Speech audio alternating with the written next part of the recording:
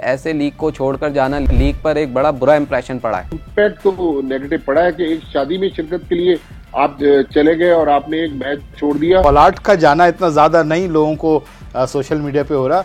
असल बात ये हो रही है कि एक इंडिया में गए, ये दरअसल लोगों को ज्यादा चुभ रहा है। तो समझते हैं कि इस वक्त रिजवान एक ऐसा कैप्टन माइंडसेट है जो पाकिस्तान को लीड कर सकता है। रिजवान यकीनी तौर पर पहले ही डिजर्व करते थे कि रिजवान को कप्तानी दी जाए। पीएसएल में पेशावर ज़ल्मी के लिए अब मुश्किलात थोड़ी सी बढ़ती हुई दिखाई दे रही हैं। कल का मैच बड़ा इंपॉर्टेंट मैच था, लेकिन ऑब्वियसली बाबर आजम आउट हुए तो सब आउट हो गए। आज इस पर बात करने के लिए मेरे साथ मौजूद हैं senior sports journalist Abdul Majid Bhatti साहब और अतीकुर रहमान। अतीक भाई, आपसे स्टार्ट करूंगा। जैसे मैंने कहा, कल मैंने एक वीडियो भी बनाई थी कि बाबर आउट तो सब आउट। ये हर टीम का वतीरा बन चुका है और यही वजह बनी पेशावर ज़ल्मी की हार की। नहीं, आप ऐसा तो नहीं कह सकते कि बाबर आउट। दरअसल पेशावर लगातार 3 मैचेस जीतती हुई आ रही थी और आज उसको ब्रेक लग गया। और पेशावर इससे पहले जितने टॉस हुए, पेशावर ने टॉस जीता और पहले जो है बैटिंग को दी, लेकिन आज उन्होंने बॉलिंग को कहा। और उनका ख्याल ये था कि, और दुरुस्त ख्याल था कि क्योंकि इस्लामाबाद के अंदर, पिंडी स्टेडियम के अंदर 240 भी जो है चेज हुए हैं, एक बार नहीं 3-4 बार चेज हुए हैं, तो बैटिंग पैराडाइज है उनका। कहता कि बहुत इजीली हम चेज कर जाएंगे। और जब वो 200 के अंदर आउट हुए तो फिर और ज़्यादा ओवर कॉन्फिडेंस थी मेरे ख्याल से पेशावर ज़ल्मी के, ये इतना बड़ा स्कोर नहीं है। लेकिन फिर बाबर आउट हुए। 18 पे 5 आउट होने के बाद जब आपके पावर प्ले के अंदर 5 आउट हो जाएं, तो वो जो नीचे वाले प्लेयर्स जब वो ऊपर आके खेले तो वहाँ उनको पता चला आटे दाल का भाव के नई बॉल के साथ खेलना दुश्वार होता है। और वहीं जो है वो 18 पे जब 5 हुए, हालांकि उसके बाद अच्छी पार्टनरशिप लेके गए वो 14-15 ओवर तक, लेकिन मेरे ख्याल से वो 5 आउट पे मैच थोड़ा डिसाइडेड हो गया था। अच्छा भट्टी साहब, एग्री करेंगे कि ये अब हम हर टीम में देखते हैं जिसमें बाबर खेलता है कि बाबर पर बहुत ज़्यादा डिपेंड कर रहे होते हैं प्लेयर, या ऐसा होता है कि शायद उन प्लेयर्स की इतनी ज़्यादा बारी नहीं आती, जिसकी वजह से जब अगर बाबर पहले आउट हो जाए तो फिर ऐसा लगता है कि लाइन लग जाती है पीछे। देखिए मुजम्मिल, बाबर वो प्लेयर है कि जिनके बारे में जो भी आप डिस्कस करेंगे हेडलाइंस मिलती हैं। तो मेरे ख्याल में इसलिए बाबर को बार बार डिस्कस किया जाता है। हालांकि जिस तरह 18 रन पर 5 विकेटें गिरी और पावर प्ले में आधी टीम आउट हो गई, उसके बाद आमिर जमाल ने जिस तरह अपनी टीम को संभाला दिया, तो एक तो आमिर जमाल ने साबित किया कि वो एक अच्छे ऑलराउंडर बन सकते हैं। मेरे ख्याल में बाबर आजम और साइम अयूब, ये वो 2 प्लेयर हैं जिन पे बहुत ज्यादा रिलाय कर रही थी पेशावर ज़ल्मी। कल अच्छा है उनको झटका लगा तो दूसरे प्लेयरों को भी नीचे आके खेलने का मौका मिला। मेरे ख्याल में ज़ल्मी के मुकाबले में अब जो मुश्किलात हैं वो कराची किंग्स की मुश्किलात ज्यादा बढ़ रही हैं। आज पोलार्ड वापस आ गए इस्लामाबाद में। क्या पोलार्ड के जाने से जो ये मामलात बने थे और सोशल मीडिया पे बड़ा पीएसएल को ट्रोल किया गया, तो क्या कुछ इतलात हैं कि पीसीबी के हाई अप्स में कुछ इस हवाले से बातचीत हुई है कि ऐसे लीग को छोड़कर जाना, लीग पर एक बड़ा बुरा इंप्रेशन पड़ा है? देखिए, पीसीबी से ज्यादा फ्रेंचाइज ओनर को पोलार्ड के साथ बात करनी चाहिए। और मेरे ख्याल में पोलार्ड जब आए होंगे पाकिस्तान तो डेफिनेटली उन्होंने टीम मैनेजमेंट को पहले बताया होगा। फिर फिल सिमंस जो उनके हेड कोच हैं वो भी वेस्ट इंडीज के हैं, तो मेरे ख्याल में पीसीबी का इतना बराह रास्त ताल्लुक नहीं है। हाँ, पीसीबी का ये जरूर ताल्लुक है कि एक तो दुनिया के बड़े प्लेयर्स वैसे ही पीएसएल में कम है, और जो हैं वो कोई इंडिया जा रहा है, किसी को अपनी नेशनल ड्यूटी के लिए जाना है, तो थोड़ा बहुत पीसीबी का जाहिर है उसमें अमल दखल इस लिहाज से है कि इन प्लेयरों के साथ टूर्नामेंट शुरू होने से पहले उनको अपने मामलात फ्रेंचाइज को भी तय करने चाहिए। और चूंकि पीसीबी डायरेक्ट पेमेंट करता है तो पीसीबी को भी बात करनी चाहिए उनके एजेंट्स के साथ, उनके मैनेजर्स के साथ। लेकिन जाहिर है मुकेश अंबानी इतनी बड़ी शख्सियत है और अरबपति हैं वो, तो जब इतना पैसा किसी अरबपति के बेटे की शादी पे लग जाए और जो मेहमान हैं उनको भी वो मुंह मांगी वहां पे शिरकत के लिए पैसे देते हैं, तो जाहिर है फिर तो पीएसएल की अहमियत जो है वो तो कम होती है। लेकिन बहरहाल इम्पैक्ट तो नेगेटिव पड़ा है कि एक शादी में शिरकत के लिए आप चले गए और आपने एक मैच छोड़ दिया। आज देखना पड़ेगा कि अब पोलार्ड 5-6 दिन का आराम लेने के बाद जब वापस आए तो क्या वो दोबारा एकदम से क्रिकेट पे फोकस करेंगे? लेकिन मेरे ख्याल में पोलार्ड से ज्यादा जहां कराची किंग्स को मसाइल है वो शान मसूद की वजह से है, शोएब मलिक की वजह से है, और जेम्स विंस की वजह से मसाइल है, टिम सैफर्ड।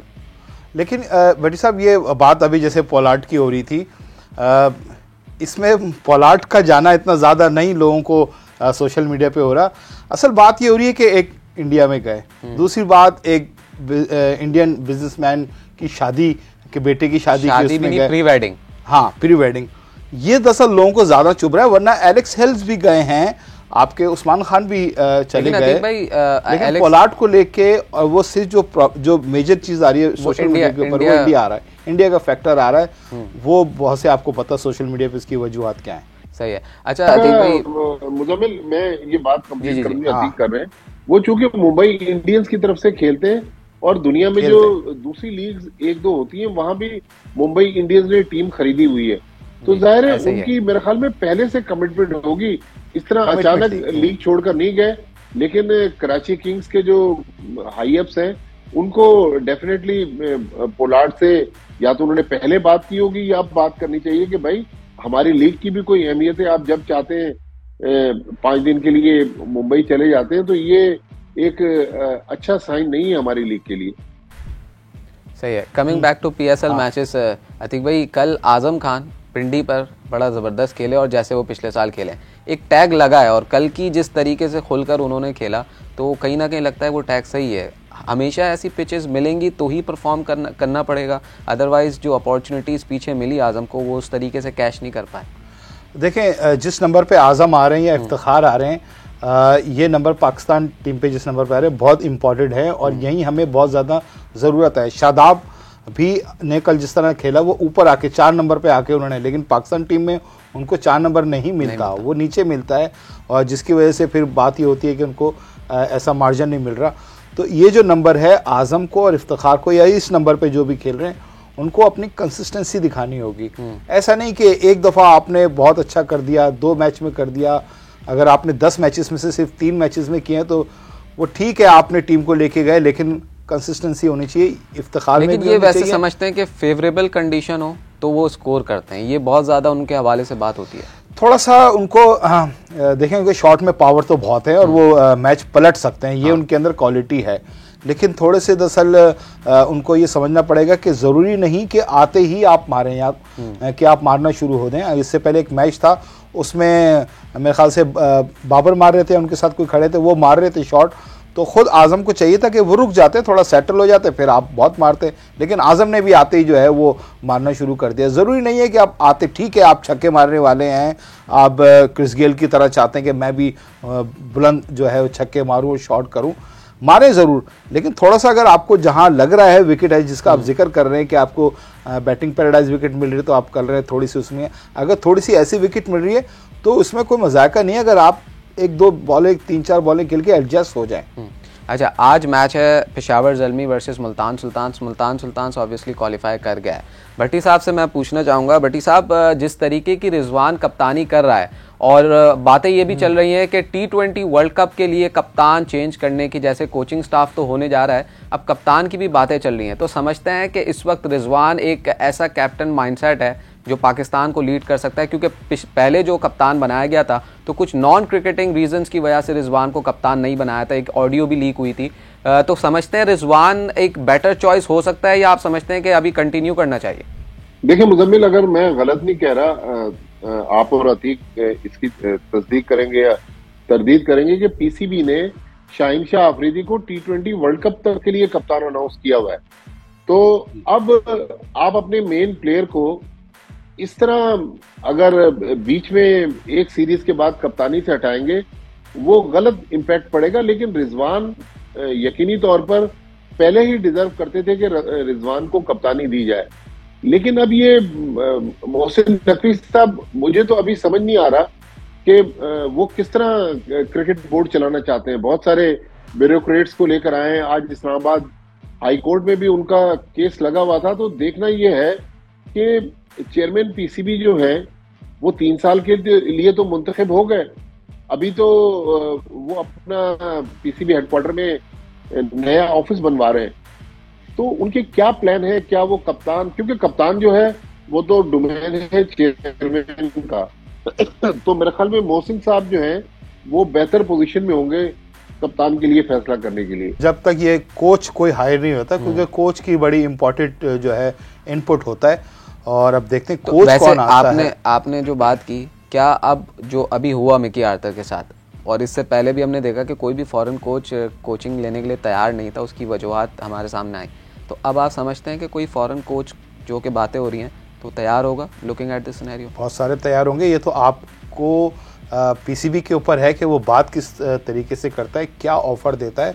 पाकिस्तान टीम कोई T20 में कोई एक छोटी टीम तो नहीं है, और ठीक है कि एक जो लास्ट टाइम फॉरेनर कोचेस के साथ हुआ वो एक नहीं होना चाहिए था। उसका इम्पैक्ट ज़रूर एक मुतासिर, आप उस हवाले से बात करें कि उसका इम्पैक्ट पड़ा होगा, बुरा इम्पैक्ट पड़ा होगा।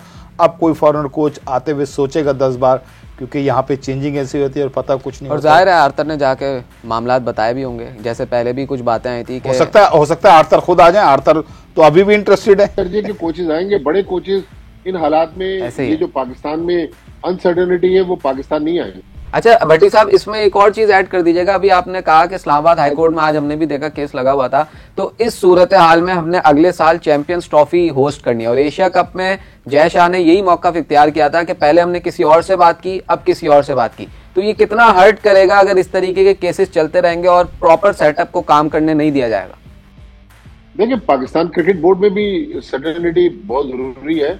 आए दिन से चेंजेस जो है, अब आप लोग पता नहीं इसको फॉलो कर रहे थे या नहीं कर रहे थे कि वसीम खान 4 दिन पहले कराची में थे, उसके अगले दिन वो इस्लामाबाद गए और इस्लामाबाद में उन्होंने आला हुकाम से चैंपियंस ट्रॉफी रिलेटेड मीटिंग्स की हैं। तो बिल्कुल अगर पीसीबी में अनसर्टेनिटी होगी तो चैंपियंस ट्रॉफी की मेजबानी जो है उसके हवाले से पाकिस्तान क्रिकेट बोर्ड का भी केस कमजोर होगा। और कौन लोग हैं जो आईसीसी से निगोशिएट करेंगे? मेरे ख्याल में ये जो गैर यकीनी की सूरत हाल है पाकिस्तान टीम में भी और पाकिस्तान क्रिकेट बोर्ड में भी, इसका भी खात्मा जरूरी है। सही है। लास्ट में अतीक भाई, आज मैच है पेशावर के लिए, जीतना बहुत ज्यादा जरूरी है। मुल्तान तो ऑब्वियसली थ्रू कर चुका है। आपको आज वैसे प्रेडिक्शन अगर मैं लूं तो क्या लगता है कौन जीतेगा, लुकिंग एट द स्क्वाड्स? आज बाबर और रिजवान का मुकाबला इस तरह अभी कह रहे हैं, लेकिन जिस तरह रिजवान कप्तानी कर रहे हैं और उनकी टीम जिस फ्लो के अंदर जीत रही है और जिस तरह इस्लामाबाद की विकेटें नज़र आ रही हैं, तो मुल्तान सुल्तान मुझे फेवरेट नज़र आ रही है। लेकिन मैं मुल्तान सुल्तान को कहूँगा, लेकिन नहीं कहूँगा। भट्टी साहब आप? मैं देखें, बाबर आजम पे कल जिस तरह रन आउट हुए, और आपको पता है कि सोशल मीडिया पे इसमें भी क्रिटिसिज्म हो रही थी, तो मेरे ख्याल में बाबर आजम का ये रहा है कि उन पे जितनी क्रिटिसिज्म होती है वो और स्ट्रांग होके आते हैं। तो मेरे ख्याल में मैं आज जाऊंगा पेशावर ज़ल्मी के साथ। सही है, पेशावर ज़ल्मी के लिए मैच जीतना बिल्कुल ज़रूरी भी है, और मैं भी यही चाहूँगा कि पेशावर ज़ल्मी मैच जीते तो थोड़ा सा इंटरेस्टिंग कंपटीशन होगा। तो आज इतना ही। पीएसएल में मज़ीद मामलात हो रहे हैं, साथ साथ पीसीबी में भी बड़े अहम मामलात चल रहे हैं, तो उस पर अगले शो में भी बात करेंगे। अपना ख्याल रखें। अल्लाह हाफ़िज़।